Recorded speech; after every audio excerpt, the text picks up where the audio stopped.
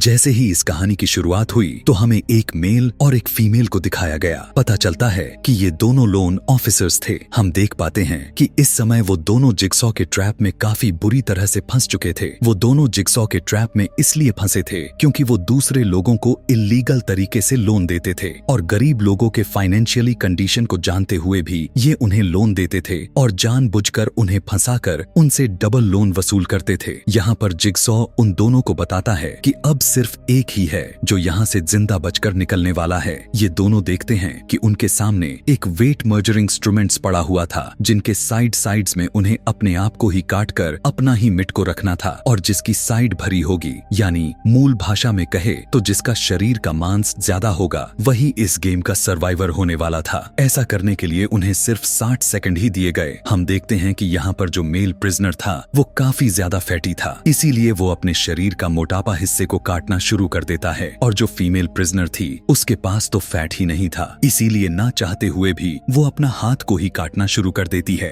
लेकिन यहाँ पर उसका हाथ का वेट तो उस मेल प्रिजनर के आगे कुछ भी नहीं था, इसीलिए वो अपने पूरा बाजू को ही काट डालती है। उसका बाजू का वेट ज्यादा था, इसीलिए वो बच जाती है। मेल प्रिजनर अपने जान से हाथ धो बैठा, यानी वो मारा जाता है। दूसरी तरफ हॉफमैन ग्लास बॉक्स से बाहर निकलकर उसी रूम को चेक करने के लिए जाता है जहाँ पर पीटर मारा गया था। वहाँ पर हॉफमैन को पीटर के थोड़े बहुत उसके बॉडी के पार्ट्स मिलते हैं जिसका काफी बुरा हाल हो चुका था। दूसरी तरफ वो सीनियर ऑफिसर जो कि पीटर का बॉस था, वो हॉफमैन को उस लोन ऑफिसर्स के मर्डर के केस में बुलाता है क्योंकि उन्हें वहाँ पर पीटर के फिंगरप्रिंट्स मिलते हैं। अब यहाँ पर सोचने वाली बात तो यह था कि पीटर तो इस घटना के पहले मारा गया था, तो उसका फिंगरप्रिंट्स यहाँ पर कैसे आ गया? दरअसल उस रूम से हॉफमैन को पीटर का एक बचा हुआ हाथ मिल गया था और वो उसी पीटर के अगेंस्ट यूज कर रहा था, जबकि इस बारे में सीनियर ऑफिसर के साथ साथ पुलिस को भी पता नहीं था कि पीटर मारा गया है, यानी उसकी डेथ हो चुकी है। और वे सभी अभी तक अपने दिमाग में यही गड़ाए हुए हैं कि पीटर ही जिगसॉ का पार्टनर है और ये सारा का सारा मर्डर कोई और नहीं बल्कि पीटर ही कर रहा है। यह सब देखकर हॉफमैन काफी खुश था क्योंकि सब कुछ उसके प्लानिंग के अकॉर्डिंग ही चल रहा था, पर यह भी नहीं पता था कि उसकी इस बाजी का अंजाम कितना बुरा होने वाला है। यहाँ पर हॉफमैन का प्लान तब खराब होता हुआ दिखाई दिया जब वो उस फीमेल एजेंट से मिलता है जिसके बारे में यह अफवाह फैलाई गई थी कि वो जिगसॉ के पपेट वाली यानी बिली का फेस ब्लास्ट होने की वजह से मर चुकी है। लेकिन सच्चाई तो उसके सामने थी और वो उसके सामने जिंदा खड़ी नजर आ रही थी। यहाँ पर सीनियर एजेंट बताते हैं कि उस फीमेल एजेंट की लाइफ को खतरा था और इसीलिए उन्होंने उसकी डेथ की फेक न्यूज को फैलाया था ताकि उसको कोई नुकसान न पहुंचा सके। और इस बार वे जितने भी केसेस को हैंडल करने वाले हैं उन सब में उनका फीमेल एजेंट उनका साथ देने वाली है। हॉफमैन के चेहरे को देखकर साफ साफ पता चल रहा था कि उसकी तो 12 बज चुके हैं क्योंकि वो यह फीमेल पीटर की कुलीग थी और वो पीटर की काफी करीब से जानती थी। हॉफमैन को इस बात का डर काफी अंदर तक सताए जा रहा था कि कहीं उन लोगों को उसके रियलिटी के बारे में पता ना चल जाए कि पीटर नहीं बल्कि हॉफमैन ही जिगसॉ का पार्टनर है और ये सारे मर्डर्स पीटर नहीं बल्कि वही कर रहा है। आगे हॉफमैन एक हॉस्पिटल में एक लड़की जो कि एक इंक्वायरी ऑफिसर थी उससे मिलता है और ये इंक्वायरी ऑफिसर जिगसॉ के बारे में काफी डिटेल से लिखती थी। वो इंक्वायरी ऑफिसर जिगसॉ की वाइफ यानी जिल टक का एड्रेस मांगती है। वो कहती है अगर तुमने मुझे जिल टक का एड्रेस दे दिया तो मैं जिगसॉ के बारे में लिखना बंद कर दूंगी। फिर हम जिल को उस बॉक्स के साथ देखते हैं जिस बॉक्स को उसे आखिरी निशानी के तौर पर दिया गया था। जिल को उस बॉक्स में से 6 पैकेट्स के साथ एक इन्वेल्प मिलता है। इसके अलावा उस बॉक्स में और भी कुछ था लेकिन वो हमें नहीं दिखाया जाता। अगले दिन हॉफमैन जिल से मिलने के लिए उसके क्लिनिक पर जाता है और यहाँ पर यह रिवील होता है कि जिल भी यह बात जानती थी कि ये हॉफमैन ही जिगसॉ का पार्टनर है। जिल 5 इन्वेल्प हॉफमैन को देती है और उन 5 इन्वेलप्स में अगले विक्टिम का पिक्चर को डाला गया था, लेकिन जिल को 6 इन्वेल्प मिले थे तो आखिर उसने हॉफमैन को 5 ही इन्वेलप्स दिए। एक क्यों नहीं, असल में वो एक इन्वेल्प को अपने पास ही रख लेती है क्योंकि उसमें एक बहुत ही बड़ा राज छुपा हुआ था। हॉफमैन यहाँ से चाहता था कि इस बार उसकी रूल्स को फॉलो किया जाए, न कि जिगसॉ की रूल्स को, क्योंकि जिगसॉ मर चुका है, इसीलिए अब हॉफमैन का राज चलने वाला था। यहाँ से सीधा हमें जिल के साथ में जिगसॉ का फ्लैशबैक दिखाया जाता है जहाँ पर उन दोनों के बीच में कुछ कंट्रोवर्सी चल रही थी। यहाँ पर जिगसॉ जिल से कहता है कि कोई भी ड्रग्स एडिक्शन किसी भी मेडिकल ट्रीटमेंट से उसे ठीक नहीं किया जा सकता सिवाय जिगसॉ के गेम ट्रैप के। लेकिन इस बात पर जिल एग्री नहीं थी। तब जिगसॉ जिल के सामने अमांडा जैसे सबसे बढ़िया तरीका ढूंढ लिया था, क्योंकि अमांडा की नशा करने की लत जिगसॉ के गेम ट्रैप से ही छूटा था। दरअसल अमांडा जिल का पेशेंट थी, इसलिए जिल का कहना यह था कि अमांडा कभी भी ठीक नहीं हो पाएगी। लेकिन इस समय वो जिगसॉ के गेम से अमांडा को ठीक होता हुआ देखकर वो काफी ज्यादा इम्प्रेस हो जाती है और यहाँ से वो भी उसका साथ देने लग गई थी, क्योंकि उसका देखने का नजरिया ही बदल चुका था। प्रेजेंट टाइम में हमें एक मेडिकल इंश्योरेंस कंपनी को दिखाया जाता है और उस कंपनी के ऑफिस में हम कंपनी के मैनेजर को देख पाते हैं जिसका नाम विलियम होता है। पता चलता है कि ये सभी लोगों से पैसे लेते रहते थे और जब इन्हें पैसे लौटाने की बारी आती थी तब ये उसमें कुछ फॉल्ट निकालकर उन्हें कवरेज देने से साफ साफ मना कर देते थे, ताकि क्लाइंट्स को पैसा ना मिल पाए और वो सारा का सारा पैसा कंपनी खा जाए। और इन सब के पीछे किसी और का नहीं बल्कि विलियम का हाथ था और उसमें उसका साथ देने वाले 6 और भी लोग थे जो खुद उसी के साथ ही निकलते हैं। यहीं पर हमें इस कंपनी के एक एग्जाम्पल भी शो कराए जाते हैं। इस कंपनी का 15 साल पुराना एक क्लाइंट था जो कि हार्ट पेशेंट था और जबकि उसे अपने दिल का इलाज कराने के लिए पैसे चाहिए होते हैं, वो लोग उसे यह कह देते हैं कि इससे पहले भी वो सर्जरी करवा चुका है। यह कहकर वो उसे कवरेज देने से मना कर देते हैं, जिस पर वो आदमी विलियम पर केस कर देता है। सीनियर ऑफिसर और फीमेल एजेंट को पता चलता है कि जिगसॉ अपने विक्टिम का बॉडी पार्ट्स एक सर्जिकल नाइफ से काटता है, लेकिन लोन ऑफिसर्स के बॉडी से जिगसॉ पिस को एक नॉर्मल ब्लेड से काटा गया था और इस नॉर्मल ब्लेड का इस्तेमाल पिछले पार्ट के विक्टिम यानी हॉफमैन के सिस्टर के किलर में भी यूज किया गया था। अब इस प्रोसेस को आगे बढ़ाते हुए वो लोग पिछले पार्ट के विक्टिम के केस फाइल को दोबारा से ओपन कर देते हैं ताकि वहां से भी उन्हें कोई हिंट्स मिल सके, क्योंकि वे सभी जिगसॉ के ओल्ड और न्यू किलिंग के बारे में काफी अच्छे से जानना चाहते थे। हॉफमैन ये सब कुछ जानने के बाद भी वो काफी रिलैक्स रहता है, क्योंकि उसे पता था कि कभी ना कभी वो लोग उस तक पहुंच जाएंगे। फिर हम विलियम को देख पाते हैं जो कि अपने ऑफिस में बैठा जिगसॉ का न्यूज देख रहा था कि तभी अचानक से उसके पीछे से हॉफमैन आकर उसे पकड़ लेता है और उसे किडनैप कर लिया। इधर हम देखते हैं कि वो इंक्वायरी ऑफिसर जिल के घर जाकर उसे वो लेटर देती है जो पार्ट 3 में हॉफमैन ने अमांडा को दिया हुआ था, जिसे पढ़कर अमांडा फूट फूट कर रोने लग गई थी। लेकिन यहाँ पर भी हमें यह पता नहीं चल पाता कि उस लेटर में आखिर लिखा क्या था, उसकी राज क्या थी। तब जिल कहती है कि वो इस लेटर के बारे में कुछ नहीं जानती, लेकिन वो इंक्वायरी ऑफिसर उस लेटर को उसके डोर के नीचे से अंदर डालकर चली जाती है। हम देखते हैं कि हॉफमैन इसे रास्ते से ही किडनैप कर लेता है। विलियम जब होश में आया तब उसने देखा कि वो तो जिगसॉ के ट्रैप में अब फंस चुका है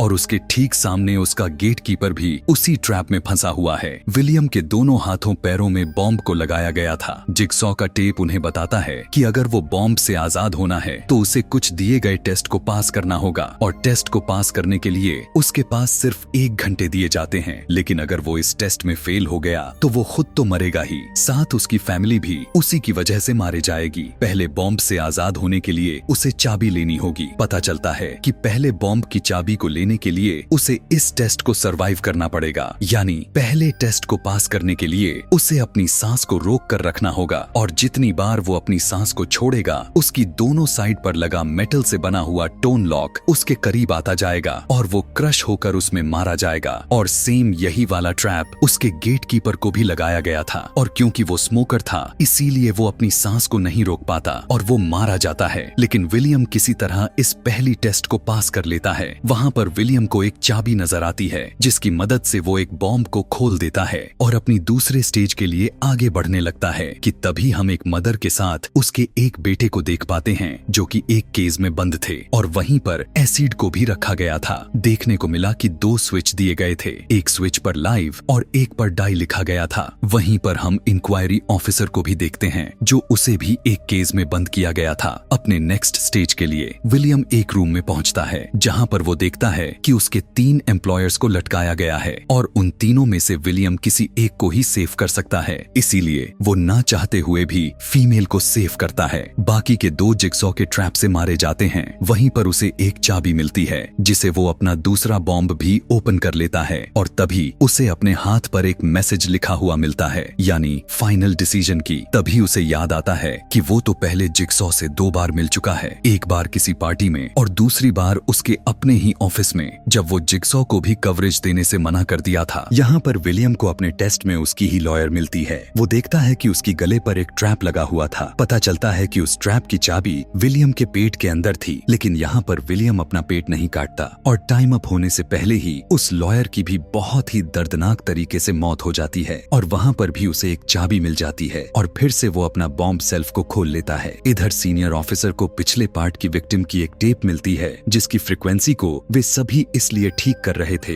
ताकि आवाज को बारीकी से सुना जा सके कि आखिर वो किसकी वॉइस है। और जैसे ही उन्हें पता चलता है कि वो आवाज किसी और की नहीं बल्कि हॉफमैन का है, तब हॉफमैन सबको मार डालता है और वो उस टेप के साथ साथ उस जगह को आग लगाकर वहाँ से चला जाता है। इधर हम जिल को देख पाते हैं जो कि हॉस्पिटल के एक रूम में वही पार्सल डिलीवर करती है जो कि उसे मिला था। इधर विलियम को दिखाया गया जो वो अब एक ऐसी रूम में पहुंच जाता है जहां पर उसे उसके वही 6 के 6 एम्प्लॉयर्स को ट्रैप में फंसाया गया था जो कि उसका साथ देते थे और उस ट्रैप में से विलियम सिर्फ 2 लोगों को ही बचा सकता था। उन सभी के सामने शॉटगन को भी सेटअप किया गया था। पता चलता है कि उन 2 लोगों को बचाने के लिए विलियम को अपना हाथ एक मशीन में सेक्रीफाइस करना पड़ेगा, इसीलिए उन 6 में से 2 लड़कियों को बचा लेता है और वहाँ पर भी उसे एक चाबी मिलती है और वो अपना बॉम्ब शेल्फ को खोल लेता है। फिर हम उस माँ और बेटे को देख पाते हैं जो कि अचानक से पैनिक कर जाते हैं क्योंकि टाइम अप होने ही वाला था और उन्हें कुछ भी समझ नहीं आ रही थी कि वो क्या करें। इसीलिए घबराहट में वो डिसाइड करते हैं कि वो मेन स्विच को ऑन ऑफ कर देंगे, लेकिन वो भी काम नहीं कर रहा था। इधर हम जिल को देखते हैं जो वो उस रूम में पहुंच जाती है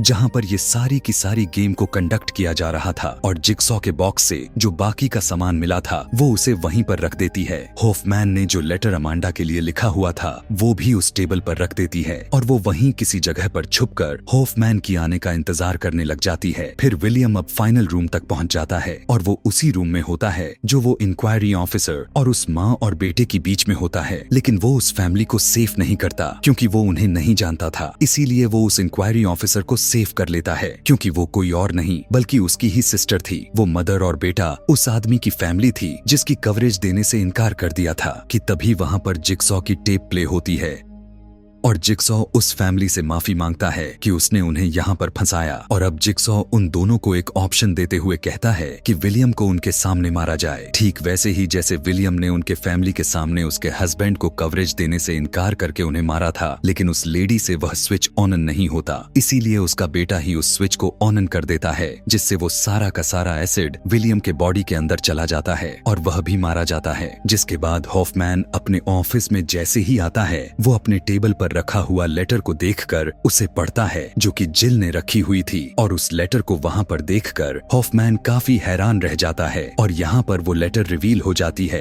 वो यह था कि जिगसॉ की वाइफ पर जिसने अटैक किया था वो अमांडा नहीं थी बल्कि अमांडा का ही एक फ्रेंड था। जिल के क्लिनिक में चोरी करने का प्लान अमांडा का ही था, लेकिन वो किसी तरह से भी जिल को चोट पहुंचाना नहीं चाहती थी। अब यह बात जिगसॉ को तो पता नहीं चलती, लेकिन हॉफमैन को पता चल गया था और तब हॉफमैन अमांडा को उस फीमेल डॉक्टर को मारने के लिए ब्लैकमेल करता है जिस फीमेल डॉक्टर ने जिगसॉ का ऑपरेशन किया था, जिसके बदले में हुआ यह कि उस फीमेल डॉक्टर के बदले में उसका हस्बैंड जिगसॉ को मार डालेगा और जिगसॉ की सीट हॉफमैन को मिल जाएगी। और हुआ भी कुछ ऐसा ही कि तभी अचानक से जिल हॉफमैन को इलेक्ट्रिक शॉक देकर उसे एक चेयर के साथ बांध देती है और उसके फेस पर वही ट्रैप लगाती है जो कि अमांडा के ट्रैप पर लगाया गया था। उस ट्रैप की चाबी हॉफमैन को भी नहीं देती और वो यहाँ पर इस बात को भी रिवील कर देती है कि जिगसॉ ने 6 विक्टिम के इन्वेल्प्स भेजे थे और एक इन्वेल्प क्योंकि जिल ने अपने पास पहले से ही रख लिया था क्योंकि उसमें एक राज था। अब वो राज यही था